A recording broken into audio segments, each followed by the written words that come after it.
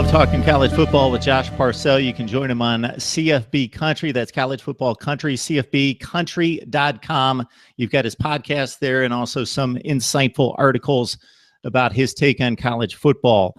We've talked about the ACC. Let's move to the Big Ten. We had our first real statement game in Iowa City where the Hawkeyes came in about that much of executing the formula, start to finish.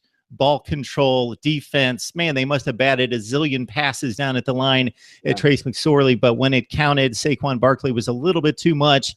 And of course, McSorley, after a pretty marginal game, pulled it out with a beautiful throw to Jawan Johnson to pull it out, Hawkeyes and Penn State. So the Nittany Lions, they host Indiana, could be a thorn in their side after a big finish at Iowa. You've got Northwestern. They've been a disappointment with the one showing at Duke that you would have considered a well-seeded matchup in which they were completely outclassed.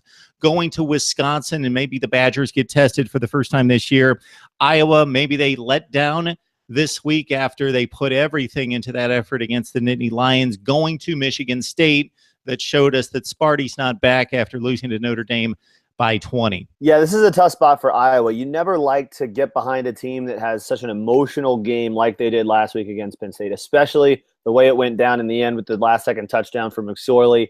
This is a really, really tough spot if you're Iowa. Michigan State, obviously coming off a difficult loss of their own, having really, really struggled against Notre Dame. Now, they did statistically, if you look outside of the score, Michigan State actually played pretty competitively in that game.